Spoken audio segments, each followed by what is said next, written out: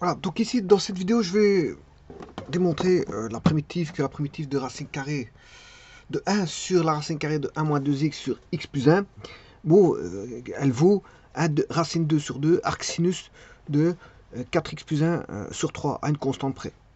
Alors la première des choses à voir, c'est les conditions d'existence.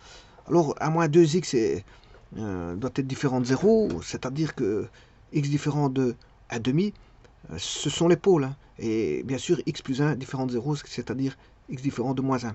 Donc la fonction, elle va être positive entre la zone moins 1 et 1 demi. Voilà, vous cherchez le réalisant. Le réalisant, bon, vous allez retrouver les racines qui sont 1 demi et moins 1. Et alors vous faites une étude de signe. Alors, l'étude de signe, je peux la faire tout de suite. C'est plus à l'extérieur parce que le A est négatif. Et c'est moins à l'intérieur. C'est moins à l'intérieur. Enfin, je m'excuse, c'est le contraire. C'est moins à l'extérieur parce que le A est négatif. Le A est négatif, c'est moins à l'extérieur, de moins 1, 1 demi, et c'est plus à l'intérieur parce que bon, le A est négatif. Donc ça veut dire que vous avez une parabole à concavité tournée vers le bas. Donc c'est normal que tout ce qui sera à l'extérieur sera négatif et ce qui est à l'intérieur de la zone moins 1,1 demi sera positif. Bon, alors si je fais l'étude ici,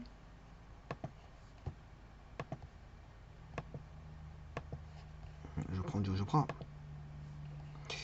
On va retirer tout ça.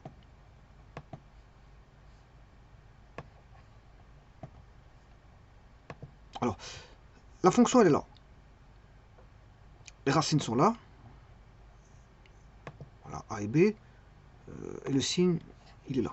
Donc vous voyez que c'est moins à l'extérieur et plus à l'intérieur. Donc ce qui va m'intéresser, c'est la zone intérieure, parce qu'on a une racine carrée. À l'intérieur d'une racine carrée, ça doit être positif, mais comme il est au dénominateur, ça doit être strictement positif. La fonction, elle se présente comme ceci. Donc elle est bien dans la zone que je vous ai citée, c'est-à-dire moins 1 demi, moins 1 exclu, et 0,5 exclu bien sûr. Hein. Voilà.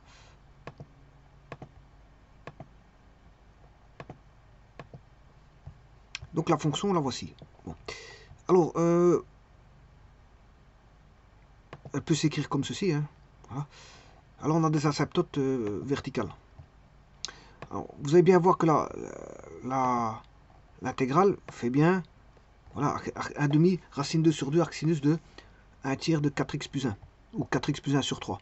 Donc la primitive fait bien ce qu'il est marqué là. Maintenant le tout c'est de le démontrer. On va démontrer ça. Alors la première des choses c'est de créer avec le dénominateur un carré parfait. Donc c'est, voilà, vous prenez moins 2x carré moins x plus 1, vous en créez un carré parfait. Donc on a, attention qu'ici je mets le moins ici, mais je ne le mets pas là. Hein. Attention à ça. Faire très attention. Hein. Dans un premier temps, je développe le carré parfait. Donc je prends 2x carré. On a 2x carré. Parce que j'ai sorti le moins. J'ai sorti un moins. Donc je me retrouve avec 2x carré plus x. Alors ce qu'on recherche, c'est le plus alpha. Et bien sûr, il faudra soustraire le moins alpha tout en gardant le plus 1. Hein. Le plus 1, vous le gardez. Alors, pour ça, vous cherchez. Là, on a toujours le double produit. Celui-ci, le 2, on connaît. Qu'est-ce qui va donner 2? C'est la racine carrée de 2. Qu'est-ce qui va donner au 2? Quel est le carré qui va donner 2? C'est racine de 2. Donc vous prenez la racine carrée de 2, vous avez déjà un nombre. Alors maintenant, il faut trouver l'autre. Alors comment trouve-t-on l'autre? Le produit ici doit valoir 1. Il doit valoir 1 ce produit-là. Mais j'ai déjà 2 racine 2. 2 racine 2 pour avoir 1. 2 fois racine 2. Pour avoir 1, vous devez multiplier par racine 2 sur 4. Parce que celui-ci va donner 2. 2 fois 2, 4. 4 sur 4, ça fait 1. Donc c'est racine 2 sur 4. Et là, vous allez trouver la valeur recherchée. Vous mettez au carré, bien sûr. Vous mettez au carré, ce qui fait 2 16e. Donc, comme vous avez ajouté 2 16e, il faudra retrancher 2 16e. Voilà. Mais attention, attention. Ici, il y a un moins. Là, je l'ai fait avec du plus. Là, j'ai mis un moins. Donc, ce qui veut dire que si vous mettez le moins ici, on a bien notre moins 2x carré, il est là. On a bien notre moins x, il est là. Et on a bien notre moins 1 huitième. Ce qui veut dire qu'ici, vous devez faire plus 1 huitième. Plus 1 huitième. Alors que là, je l'ai retranché. C'est normal parce que j'ai pas de moins devant. J'ai pas de moins devant. Donc, ici, j'ai mis plus et moins, mais de l'autre côté, comme j'ai mis un moins, ça devient l'opposé. C'est plus 1 huitième. Moins 1 huitième, avec celui-ci, ça fait moins 1 huitième. Plus celui-ci, ça fait plus 1 huitième. Voilà. Et puis, il faut additionner 1. Et 1 huitième plus 1, c'est 8 huitièmes plus 1 huitième, ça fait 9 huitièmes. Donc, la première chose, c'est la plus importante. Hein.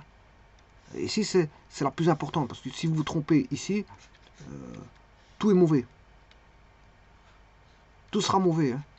Si vous vous trompez ici dans la formation du carré, le point d'achoppement le plus important, il est ici. Donc, attention à ça. Attention.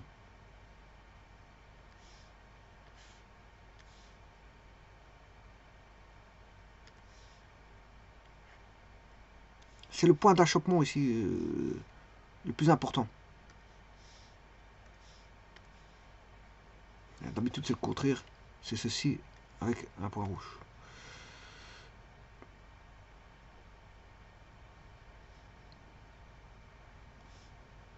Je peux faire...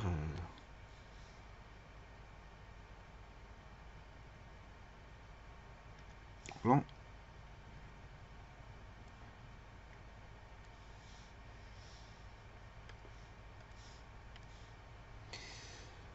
Voilà, ça veut dire attention.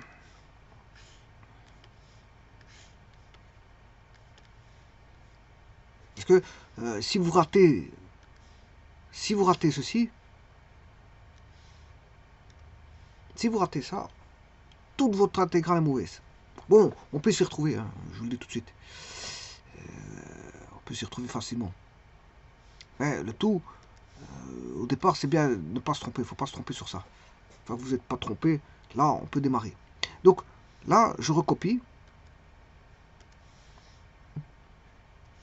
Donc ça, c'est juste une recopie. Ensuite, bon, 1 huitième plus 1, ça fait 9 huitièmes. Et puis, je forme le carré parfait ici, hein, qui est racine 2 fois 1 sur racine 8. Racine 2, les valeurs sont là. Racine 2,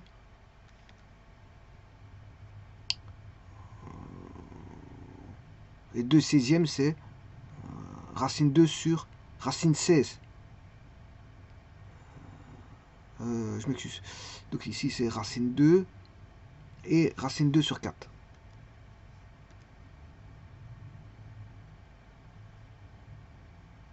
Ouais. Et racine 2 sur 4, ce qui fait 4, c'est 2, 2 fois 2.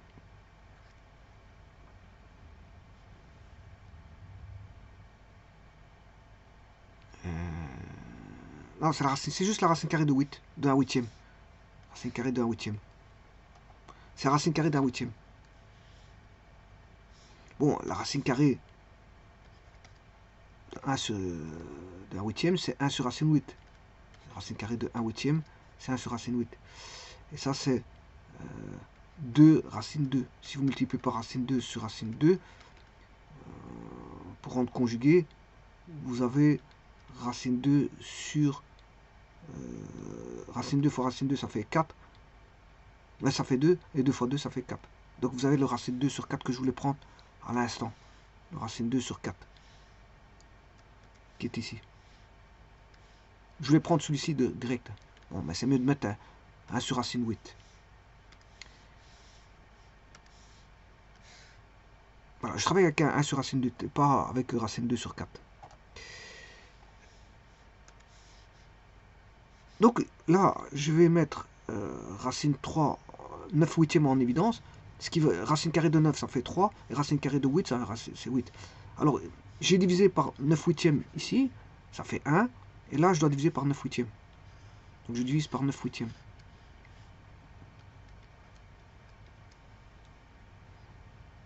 Alors, là, on a un inverse, ce qui fait racine 3 sur 8.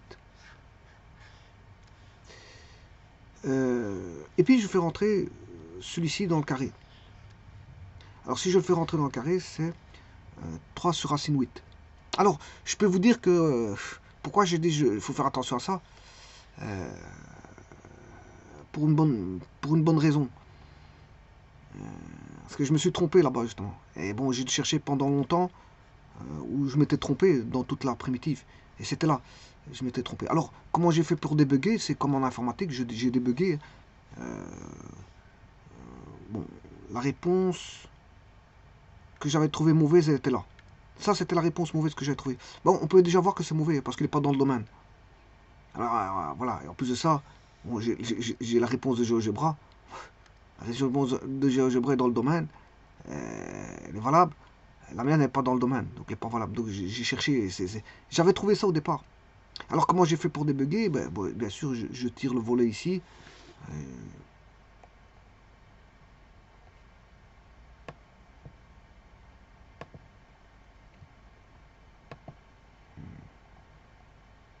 Je vais chercher. Voilà, je fais ça. Je clique sur le petit carré ici. Et puis qu'est-ce que je fais? Bon, je mets ça comme ça. Et je tape les expressions une par une. Parce que bon, c'est vrai qu'il faut les voir. Hein. Voilà. Si je redescends. Je les tape une par une.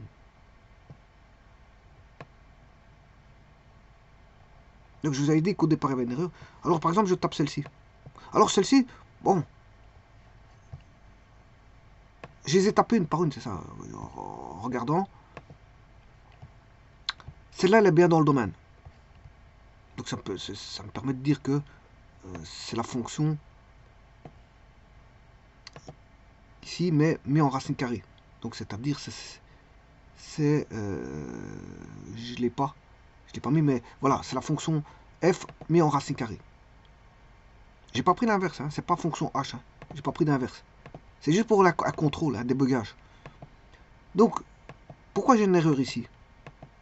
Tout d'abord, je cherchais la fonction racine carrée, bon, de départ, et puis je remonte la chaîne.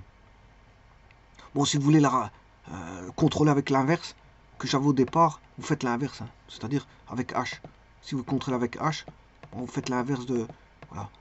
Donc ça donne une espèce de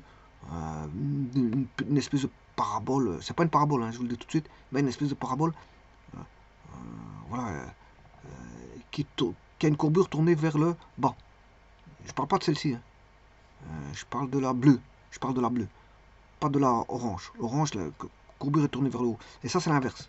Alors, je ne vais pas m'intéresser à l'inverse parce que chaque fois retaper l'inverse, bon, c'est un petit peu embêtant. Je m'intéresse à cette courbure ici. Bon, dès le moment où j'ai toujours ça, c'est que c'est bon. Je regarde ici. Ici, je l'ai. Là, je l'ai.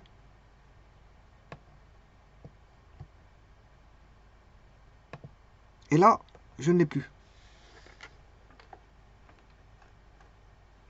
Là, je ne l'ai plus. C'est qu'il y a une erreur. Là, il y a une erreur. Et c'est qui m'a fait... voilà. Là, on peut se dire qu'il y a une erreur. Parce que dès le moment où il doit y avoir égalité dans les expressions, que vous avez plus une égalité, ça doit vous attirer votre attention. Et c'est là que je me suis dit qu'il y avait une erreur. Et je dirais même pire, parce que j'ai effacé une ligne, il n'était plus dans le domaine, il était vraiment dans le domaine du rouge. Donc ce qui veut dire que l'erreur était là. Et puis là, bien sûr, il y a encore une erreur parce que la fonction est remontée. Donc avant, elle était décalée, je l'ai effacée, j'ai effacé la fonction. Et là, elle est décalée. Donc je peux vous dire que tout ça, c'est faux. Enfin, c'est pour vous dire qu'il y a une erreur. Il y a une erreur qui est par débugage, on sait voir l'erreur. Et donc c'est comme ça que bon, j'ai trouvé mon erreur. Dès le moment où je veux dire tout s'était repassé correctement, et je me suis dit que c'était bon. En recopiant toutes les expressions ici. Voilà. Alors je revenons à nos moutons. Donc il y avait une erreur ici, hein, c'était juste là. C'est pour ça que je dis à faire attention, parce qu'après tout le restant était mauvais. Après il faut chercher où est l'erreur. Alors on s'imagine pas qu'on a fait une erreur de second degré. Bon, mais l'erreur peut provenir de partout, d'un signe, du second degré. Donc il faut débugger. Et j'ai débugué, bon, j'ai fini par trouver la réponse, mais voilà, ça se passe comme ça. Donc ici, j'ai dit que là, je mets le 9/8 dans le carré. il est repris dans le carré cette fois-ci.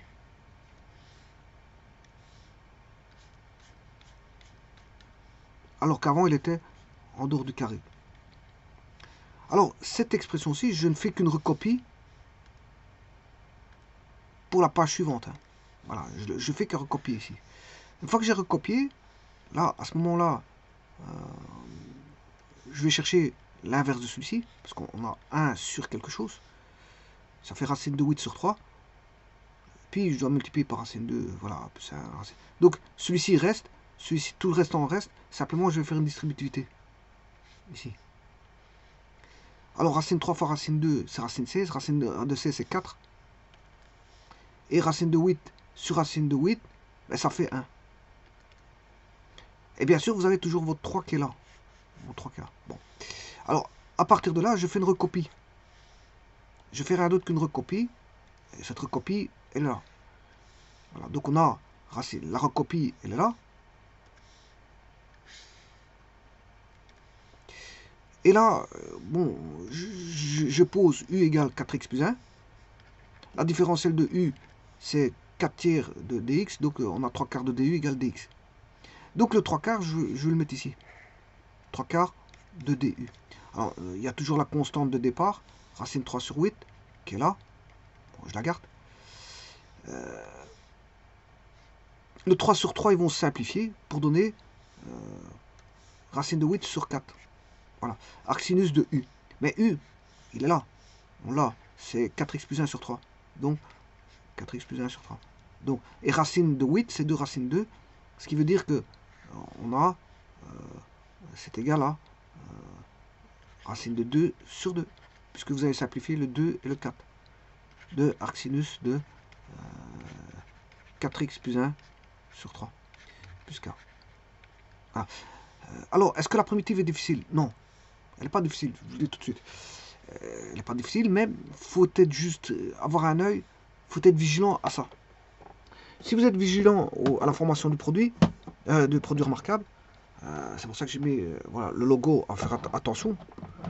Si vous êtes vigilant au produit remarquable, les choses vont rester bonnes. Mais de toute façon, on sait toujours voir votre erreur, comme j'ai expliqué tout à l'heure. Vous faites un débugage, vous recopiez, vous recopiez ici les expressions. S'il y a une expression qui semble décalée vers la gauche ou vers le haut, alors pour copier, comme je vous ai dit, il faut appuyer sur le... Voilà, vous voyez que à droite, au-dessus, là, niveau inférieur, il est marqué niveau inférieur. Vous cliquez sur niveau inférieur. Une fois que vous avez fait ça, ben là, vous avez détaché, c'est un détachement. Vous avez détaché. Attention qu'ici, il est en niveau inférieur.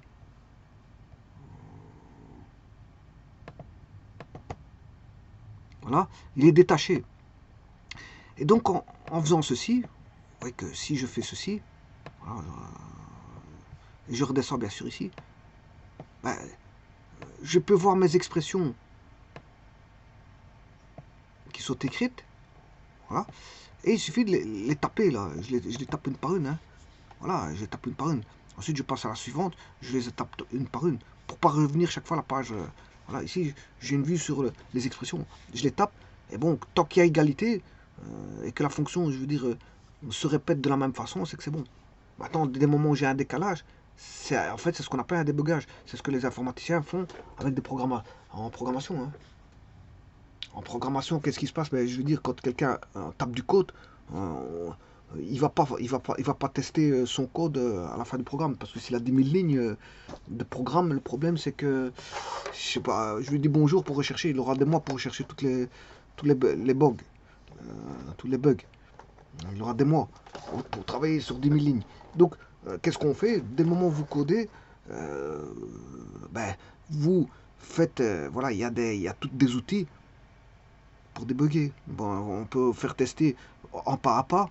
On peut tester, voilà, que je veux dire, un brin de code, c'est-à-dire une partie de code. On peut espionner pas à pas, ligne par ligne. Voilà, on peut tester une variable.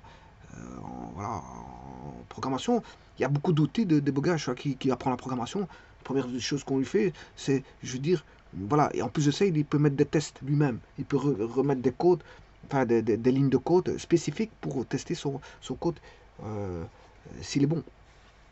Donc il peut rajouter du code au code, juste des codes de test, en codage. Donc l'application lui fournit, je veux dire, comment on appelle ça, des outils d'espionnage, des outils de espionner une variable, espionner, je veux dire, on peut espionner tout ce qu'on veut. Voilà, espionner, je veux dire, une routine voilà, une boucle. Au travers d'une boucle, on peut espionner une variable au travers d'une boucle. On peut, voilà, c'est de regarder comment tourne le programme par rapport à, je veux dire,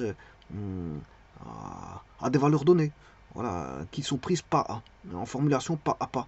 Vous lui donnez une valeur, vous la testez, voilà, vous faites du test. Et bon, si maintenant vous voyez qu'il y a quelque chose qui ne va pas, ben, vous remodifiez ce qui ne va pas. Et donc, il y a tous des outils comme ça. En informatique, il y a tous des outils comme ça, c'est-à-dire des outils d'aide aux programmeurs. Parce que la première chose qu'on apprend en programmation, oui, il faut savoir programmer, c'est une chose, mais il faut savoir utiliser les outils qui sont fournis par des, comment on appelle ça, des, des- des, voilà, des logiciels voilà, des logiciels de programmation. Donc ici, il faut faire un débogage. Débogage, c'est-à-dire tester pas à pas, tester les variables, espionner certaines routines, espionner, je veux dire, voilà, certaines fonctions. Certaines fonctions. Voilà, si vous avez 4 fonctions, 5 fonctions, mais laquelle qui ne fonctionne pas? La 1, 2, 3, si les 3 ne fonctionnent pas, il faut les modifier les 3. Voilà, s'il y en a une qui ne fonctionne pas, il faut aller dans la fonction qui ne fonctionne pas en programmation. Ben, ici, c'est le même.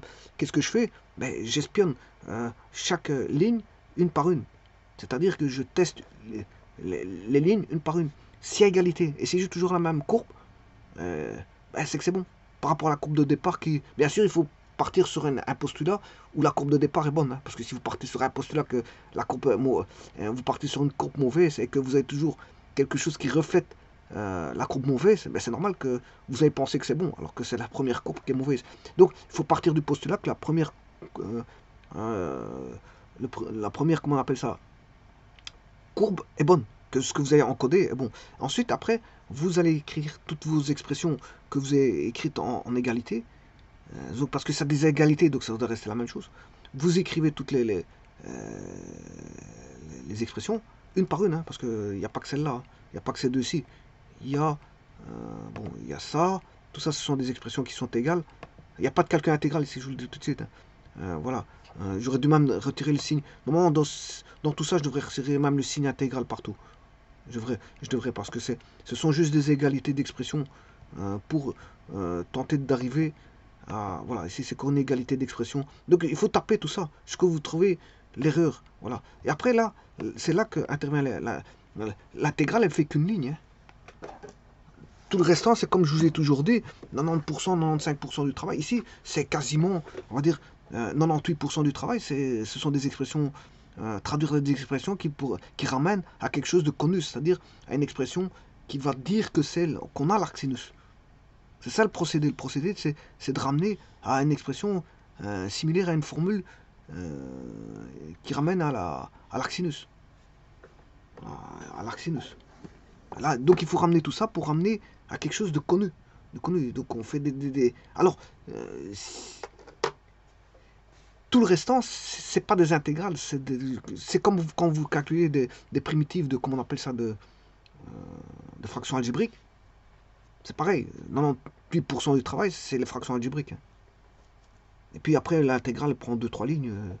Vous tombez sur un logarithme népérien, vous tombez sur... on peut tomber sur beaucoup de choses. Voilà. On peut retomber sur un arcsinus, un algorithme népérien, un assemblage voilà, de fonctions arcsinus à arctangente, arcsinus, logarithme népérien, on peut aboutir à ça. Mais donc ça veut dire que la plupart du temps, même en trigonométrie, 90% du travail, c'est la trigonométrie. L'intégrale n'intervient que vers la fin. Le tout, c'est d'exprimer à la plus simple expression, voilà, le fait d'avoir voilà, comment est-ce qu'on appelle ça, voilà, un canevas où on peut dire, oui, c'est ça la réponse. C'est ça la réponse. Donc, mon canevas, là, il est terminé. Hein, c'est la dernière page. Et là, je me dis, c'est un arcsinus. Donc, c'est un arcsinus.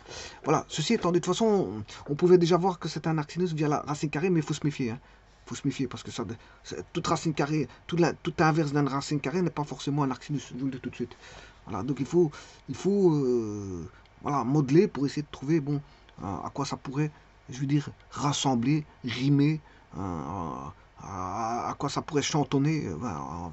On pourrait exprimer tous les termes mélodieux pour dire bon, qu'il faut ramener un canevas qui vous ramène la réponse. Donc, ceci étant dit, on peut faire ce qu'on appelle un débogage, je vous le dis tout de suite, parce que c'est ce que j'ai fait. Bon, j'avais une erreur, je me suis dit, bon, je ne vais pas commencer à écrire, à refaire tout le calcul. Ce que j'ai fait, c'est juste retaper. Alors, bon, en me disant, bien sûr, que je ne vais pas tout retaper, hein, en me disant que l'erreur, en espérant que l'erreur n'est pas vers la fin.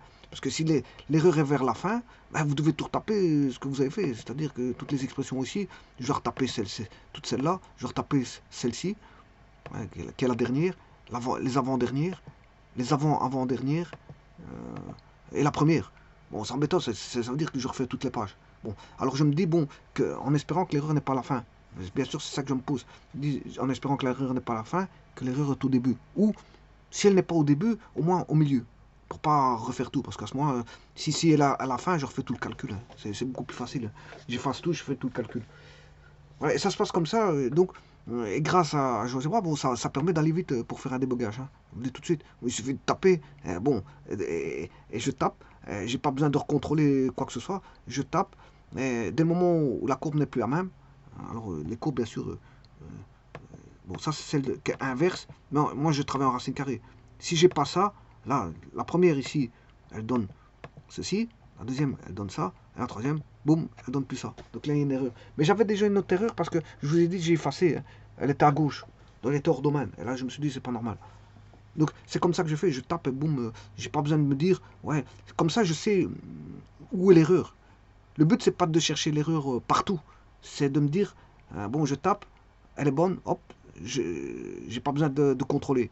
Deuxième ligne, je tape, j'ai pas besoin de contrôler. Troisième ligne, je tape, j'ai pas besoin de contrôler. Quatrième ligne, ah, la fonction n'est pas similaire aux trois autres. Là, ça veut dire qu'il y a une erreur. Il y a une erreur. Et c'est là que je dois travailler. C'est celle-là que je dois travailler. Et celle-là va induire, bien sûr, dès le moment où vous avez trouvé l'erreur, tout ce qui est après sera erroné d'office. Mais il suffit de trouver la petite erreur. C'est peut-être une constante. Et ici, effectivement, mon erreur, c'était une constante. Et après, il faut réadapter tout. Il faut tout réadapter. Donc voilà, c'est une bonne manière de trouver une erreur. Parce que bon, quand on doit tout rechercher, si on fait un calcul qui a 10 pages, on va pas refaire les 10 pages, hein. Je vous le dis tout de suite, hein. On va pas refaire 10 pages de calcul. Hein. Et après, parce que si vous retrompez une deuxième fois, vous n'allez pas refaire encore 10 pages. Hein. Parce que 3 fois 10, ça fait 30 pages. Hein. Pour un calcul, 30 pages, c'est énorme. Donc, je veux dire, qu'est-ce qu'il faut faire? Ben, il faut essayer de déboguer et trouver là où est l'erreur. Là où est l'erreur, et traiter l'erreur. Et bien sûr, par après, c'est de remettre à niveau l'erreur par rapport je veux dire, au restant. Parce que, pourquoi j'ai dit attention? Parce que ça arrive vite, hein, les erreurs comme ceci. Ah, les erreurs là de second degré comme ça, formation ici, ben, ça peut arriver vite. Hein. Ça peut arriver très vite, je vous le dis tout de suite. Alors après on cherche, on ne croit pas que l'erreur est là, parce qu'on se dit, bon, on s'est sûrement pas trompé dans quelque chose de facile, qui est la mise, voilà, voilà, la mise en forme du second degré. On se dit, bon, c'est sûrement pas là, c'est quelque part ailleurs. Mais non, ici, en fait l'erreur peut arriver ici, direct. Une fois que vous avez l'erreur directe, ici c'est dès le début, tout le restant, ça faux. Voilà, je vous remercie.